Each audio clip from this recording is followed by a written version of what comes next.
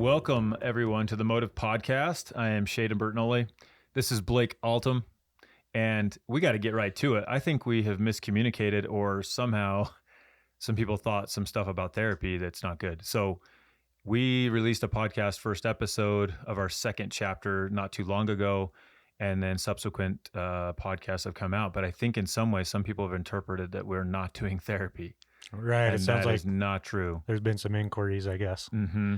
And so Jordan, Steve, Sadie, you, me, we're all doing therapy. We're still seeing everyone. Over time, we can see that a majority of our caseloads could become like men, but we're not rushing that at all. Like, we're trying to help liberate men. So if women, I know they want to help understand men, we're seeing them.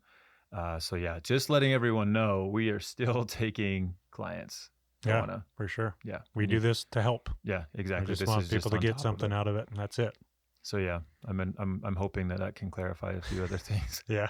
We'll probably have to send a message out on Instagram too from our own stuff too, to just get that out there. Yep.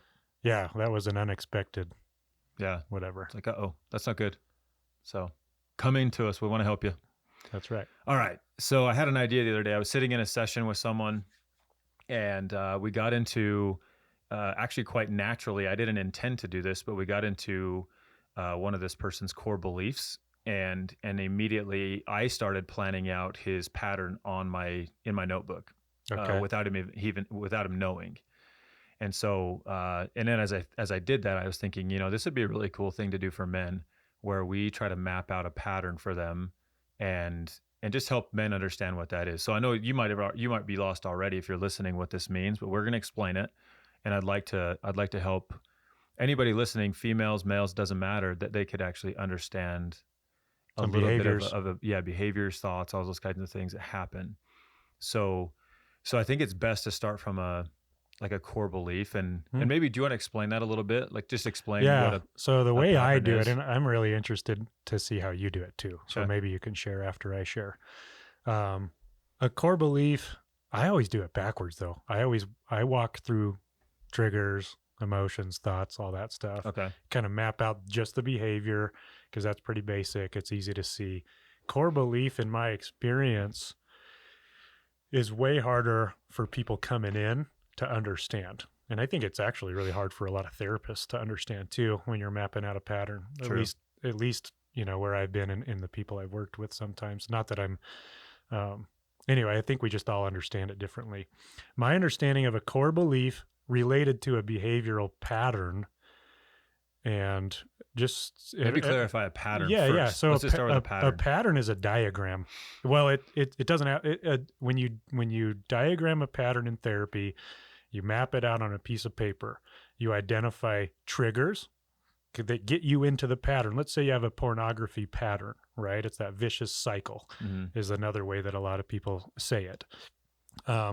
It starts with triggers. So you'll get triggered to look at pornography. That could be a number of things. It could be seeing an attractive person. It could be actually being bored. It could be an upsetting event that you need to soothe. Breathing. Breathing. Yeah. just being alive. Yeah. That's a trigger. Sorry. I mean, yeah, you're not wrong. Yeah. And so what you do with the pattern is you map out what leads to whatever. And I guess in this case, we're assuming that it's a negative behavior. Yeah. It's a problem. Something that keeps happening, hence the word pattern. Yeah. And we usually don't map out patterns unless it's like a distressing pattern, something that's causing problems. Now, I have done cool, like healthy patterns, and that's a fun exercise too. So you start with triggers, you identify your triggers, and you move into, and you and I have differed on this, but in a cool way, like when we talked about it. So I usually put thoughts first after the trigger. If I see something either upsetting or I see something not upsetting that I like, if I have a pornography addiction, but that's problematic, I see it and I immediately have a thought, is the way that I've historically done it. I think you put emotions first, which it's cool. I think either way, you could build a case for either way, and it actually, I don't think matters that much at the end, because you've mapped out what happens to lead you to to your addiction. Yeah. So you map out triggers and then emotions. We'll use yours. Emotions that come with those triggers, thoughts that are related to the emotions, and then behaviors that are related to the thoughts. So you go emotions and then thoughts, and then you act out. Mm-hmm. In this case, would usually be it could build up. You could either kind of look up some inappropriate stuff and not do anything about it, or you could full on look at pornography, pair that with masturbating, and then you go through that whole cycle again of emotions, thoughts, behaviors. Yeah. And or actions, whatever you want to say. So that's like a really basic pattern, is just mapping out the behaviors starting with triggers. So you could do that with alcohol, you could do that with drugs, you could do that with avoidance or isolating. All of these are negative behavioral patterns. Yeah. If you were a client, any questions? Like, is there anything that I'm not covering? So my natural thought is, why does it matter?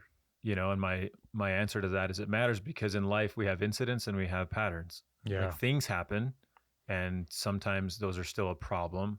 But does it have a patterned effect in your life? Is it something that keeps happening and keeps hurting people? And so most of the time when we start listening to people and break into their lives, we realize there's some patterns in there that if we could just become more aware of, that awareness itself starts to break it down. Because most people will just look at the behavior and say, that's my problem. Right. When in all reality, there's actually a lot more to it. There's even a core belief in the middle of that. Yeah. So for example, a core belief, if we just said something as simple as never be a burden, or I can't be loved, I'm never enough. Okay, that's something we could quickly on this podcast say is a common core belief. Right? Yeah. So real quick, core beliefs to me are, it's a really deep belief that you have that makes you think that your only option is the pattern. Yeah. Does that make sense? You've said it before too, of what you're incapable of. Yeah, so it's an incapability or a flaw. Yeah. Like I'm unable to meet my needs these ways. I have to use pornography or I have to use drugs because of my incapability. Yep. And so patterns usually then they establish the core belief yet again. Yeah. So if I try to walk it through where it's I'm worthless, and or I'm a nobody, whatever, and I have that inside of me. In fact, if I use in my own life, I've had my own core belief has been before, like I'm too much. That's been a deep one. Like I'm too much for people, which I know you might even challenge. Like too, yeah, too strong, too blunt, too too strong, or I hurt people. Why do you think I would challenge that? Because you've said before, like, what does that say that you're not capable of? Connecting. Right. And so like, then I could even go deeper in that one probably too. It's like, well, I'm too much for people. And okay, what are you afraid of then? Mm-hmm. Like that I hurt people, or I'm too much for people. And yeah, I'm just too strong of a, what do they say? Strong glass of water. I don't know. What's that phrase? You've never heard that? No, I don't know what you're talking about. I think that's a phrase. I'm too much for people. Yeah. I'm too intense, too whatever. Yeah. So then I come home, and if Shelly sees me in a space, and I hit some kind of headspace, and she's like, "Oh, never mind, I won't bug you." Like immediately that could be like, what? Like why? And all of a sudden this core belief that was kind of quiet, or sometimes I'll say dormant, now just came alive. And so most people live their lives in their dormant beliefs, and yet then something happens and now they're super awake and running the show. So then that could lead, like you said, to a thought or an emotion sequentially. Again, who cares about the debate? It's more that, but I could immediately feel like sad or feel defensive, feel ashamed that she feels that way. And then have a thought that's like, man, like I just, yeah, I'm too much. Like I know she can't handle me. And then I could behave where I isolate, check out, run away. But then that's going to create that second set of, now I'm going to feel alone, and I'm going to feel not enough, even deeper. And then even the thoughts of that can become even worse start to happen again. So we have this, again, if you see my hands, like this trigger, thought, emotions, behaviors, those lead to another set of emotions and thoughts. And then that usually then validates, like, yeah, I guess I'm not, worth it. Especially if I maybe act in a way that isolates, and then Shelly comes down again. She's like, what's your problem? Why are you down here? And it's like, Casey, now that could activate even another belief that's in there. And so all the while we keep trying to change behaviors. And that's why this is so important to me, is that so many people focus and do everything they can to just change those behaviors. Like if I could just stop pornography, if I could just stop yelling, if I could just stop isolating, it's like, but why? That's where motive comes in. Why do you do it? Right. And if you start breaking those down and getting more insight into them, then your awareness goes up that you cannot. The phrase we like to use is like, oh, you're in your pattern. Like when my clients come in and say, hey, last week I realized I was in my pattern multiple times, it's just like, heck yeah. Like Yeah. that's the goal. Yeah. Your awareness spiked, and now let's start reversing it. So now if we can change our mind, change our emotions for sure. But I think here, all of us therapists that work here at Motyv are passionate about beliefs. You Yeah. change beliefs, you change everything. Totally. Which includes Christ, right? Yeah. Includes Christ. It includes connection with people. It includes being able to actually verbalize it. Go to experiences that actually forge that belief. Mm-hmm. Sometimes it's multiple experiences people have had. Other times it's just one singular. I mean, I remember a kid we worked with one time at our treatment center, and one thing he said was that he had been bullied by a girl, and I Mm-hmm. remember him telling that to everybody, and that moment he remembered saying to himself, I will never feel that way again. Yeah. I will never. And sure enough, sadly, his life took a right angle turn for the worst, just Yep. because of that one moment that took 9 months of treatment Yeah. to like finally Addiction, extract and get out. isolation, avoidance of anything tough, and maybe even swinging the other way toward bullying others and Yep. things like that. So one of the key beliefs men have is never be weak. Yeah. Never be weak. I'm glad you said that, because I was wondering about, like, if I'm a client and I'm like, yeah, but I'm supposed to work on like stopping pornography, right? Yeah.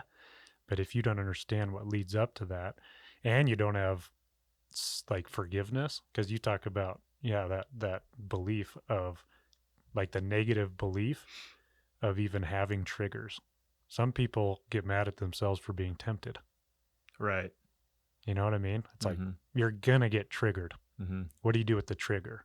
You put something in place of the way you used to do it. It changes the whole outcome of the pattern. But it's okay to be triggered. They're everywhere. Triggers are everywhere. Yeah. How are you supposed to avoid all of them? You can avoid some of them by Right. putting certain things, but even then, things pop up, whatever. And so I think that self-forgiveness piece on like, if you knew nothing about this and you're like, but I'm triggered all the time, what's wrong with me? Ooh, you got to challenge that, Yeah. because you're going to be. Jesus was tempted. Mm-hmm. It's not a sin. It's not a sin to be tempted. Yep. Well, and that's where we talk about relationships so much, because if you look at most of your problems as in the beginning as an attempted solution, that allows that forgiveness to start to take over. So, for example, with pornography, if we just stay on that topic, most men we've ever worked with they've never looked at pornography as what used to be a solution. And I guess if you're listening and that doesn't make sense to you, the idea would be is that there was deeper pain. So pornography became a problem, but in the beginning, it was actually a soother, if you will. It remedied it. It helped you to deal with something that was actually going on that was deeper pain. And so most men have long forgotten or never even. It's almost like, can you forget something you never knew? Like they just haven't tapped into the fact that as little boys and as a teenager, they were so lonely and didn't have someone to turn to. And that sure enough, something came along that was tantalizing and felt so good. Of course you did it. Yeah. Right. Of course you did it. Right. So what are you trying to soothe now? Are you now fixated into this secondary problem? And then you wonder why you keep getting tempted and lapsing. Well, it's because there's a deeper side of you that feels unworthy to connect, period. And that's that little kid that just never knew, how do I connect? How do I open up? Like opening up wasn't safe. Yeah. So I guess I'll just fix this behavior. And then you read the research, and the research says those who connect overcome it. Yeah. When connection is the greatest addiction tool you could ever have. It's the cure. It's the cure. Yeah. And so that's the dilemma that most men find themselves in. Yeah. I forgot the TED Talk. We'll have to maybe find a a name or something and put it in the description on YouTube or something like that. But it's that TED Talk. I don't know if you remember that one. He says About rats? no, just maybe he may have talked. I don't remember the whole thing, but it was basically the cure for addiction is connection. Yeah, I do remember that one. Yeah, it's so powerful. It's like if you think about if all of your relationships are healthy and in place and you're well connected, you don't need that type of soothing because you have those good connections to depend on and rely on. Yeah. And vice versa. So it's that give and take. But if you really do have genuine, good, close connections, you don't need pot, you don't need cocaine, you don't need porn, you don't need those things because you're already getting soothed in healthy ways. Right. So like soothing is not a problem either if it's done in a healthy way. Right. We all need to be soothed. Yep. But if you're using negative things that just keep bringing you shame, then it's a problem. Yeah. You got to work on it. It's really neat too when you see someone start doing the work and you see some of their core beliefs breaking and their compassion for themselves starts to increase and they realize that although I used to believe that about myself, I need to start standing up for myself, and being the man for myself that I needed when I was little. It's so awesome for me to see that then they start seeing their addiction, if you will, or their struggle really becomes more of a habit. It's just something now that is, when they struggle, it's because it's what they've done for so long, which is great progress. Yeah. But most men, if they haven't done the work, it's way beyond that. You're not just breaking a habit. You're still so powerfully connected to this thing because again, you haven't touched into this stuff that's going on. Yeah. And so I guess if you're listening and you're, whomever, I guess a man that's listening, think about your life, think about your daily life and how often do you ever tap into is what's going, if maybe you're feeling something, you're just kind of in a place where you find yourself avoiding or shutting down a little bit. Do you ever slow down and just sit with yourself and actually ask what am I afraid of right now? What's actually happening? And I'm just going to suggest one little blanket statement of asking yourself, in what way do I feel weak right now? Yeah. Because I promise most men, you ask that question, like, what is it that's making me feel weak, or what am I afraid of in this way of being weak? It'll start to reveal some things. Well, every man can answer that if they're being honest. A lot of people don't even want to go there. Why not? Because it's scary. It's scary. And that's what we're taught. We're like, don't be weak. Don't be weak. Don't be weak. And it's so crazy too, because Blake, do you think you could define, it's like, how do you extract the amount of things that you have dubbed make me weak? Do you see what I mean by that? Or is that confusing? Say it again. It's like, I look back at my life and I think, golly, like if I almost took every failure of my life, if I wasn't careful, I could almost take each failure of my life, big or small, as like, file save that in my mind as something to avoid. Like that makes you feel weak too. That makes you feel weak too. Yep. Doing that makes you feel weak. Mm-hmm. Shaking that person's hand, like saying I love you. Yeah. Hugging a guy, like the list, depending on what you experienced in that moment. If for some reason someone was sarcastic with you, and it was like, dude, like what are you doing? Right then, what you thought was okay, if now was dubbed as weak. That's what I mean. Right. Like it's pretty so extensive what most dudes are living with as far as what's subconsciously been dubbed as weak. And they only feel it when somebody else maybe attempts to do that thing to them. Sure. Like if I'm like, hey dude, hugging isn't really my thing, and then somebody else hugs me, it's gonna you're gonna feel it. Like I don't do that. Yeah. And I guess what I'm challenging men to do, especially when you're involved with us, but if you don't get involved with us, lean into it. Lean into it and challenge what's so uncomfortable about it. Yeah. You take that hug thing, and there are a lot of guys that are so uncomfortable with just a hug. Like it means, I don't even know what they think it means. Because I've never had that one. I have other stuff that's, just like that I think is weak. But hugging a guy is not one of them. So I don't know. It's just how our lives go, right? Like you gotta, then you have to dig into that. Yep. Because is it important to hug guys? Heck yeah. It is. Brohug.com. If anybody wants to start a really cool business, it's brohug.com. I just want 0.5% of the royalties, please. And what that is basically DoorDash for a bro hug and a bag of Doritos. There you go. So, you live in Logan, so it's like, Christine just rips you a new one. You're like, I'm hurting, man. I'm hurting. I'm like, okay, I'll send over a bro hug. Jordan's over here just dying. Yeah, that's great. Some dude shows up at the door and says, hey, Shayden needs to give you a hug. So anyway. Yeah. That was a probably like 2:33 a.m. kind of an idea. Yeah. Brohug.com. Pretty good. Not manic or anything. Yeah. Yeah. You are known as like being able to turn your brain off at bedtime. Yeah. Like really it's one of your strengths. Oh my gosh. Gee whiz. Yeah. Well, what else? I really think it's important I know I'm going back and rehashing that, but that self-compassion of even having triggers in the first place. Okay. Cause I don't know if you encounter this, but like people feel bad for being tempted. Do you ever run into that? Yeah. Like they hope that there's definitely a powerful hope inside of them that temptations will stop, or that they actually measure progress. They literally measure progress by the decrease in temptation. Or triggers, right. Yeah. Triggers or temptation. Triggers, yeah. Kind of same thing. Yeah. The other thing I was thinking about is you get someone in that's had a pornography problem. Let's say they're in their mid-20s, okay. And they start walking you through it, and you find out that their first exposure was like at age 8 or 9. Did they look it up? Most often, and even if they did. Right. Even if they did, it doesn't, it's just, come on, you're a kid. Like you're a kid. So, but especially, some of those ones that are exposed by a friend, a cousin, an uncle, your dad on accident. It's like, why wouldn't you try to do that thing that looks so good and that feels so good? Right.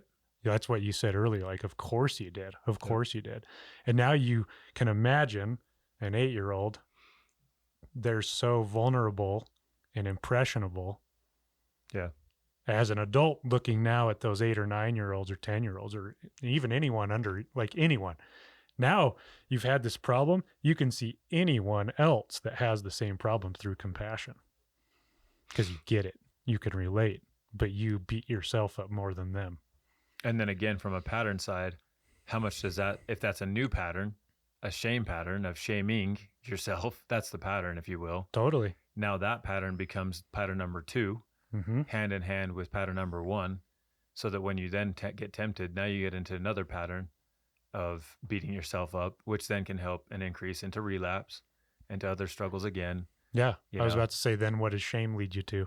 Yeah, exactly. Porn. Exactly. Again. That's such a vicious cycle. And so then you can map out 2 or 3 different diagrams of patterns and also then check how they relate to each other. Yep.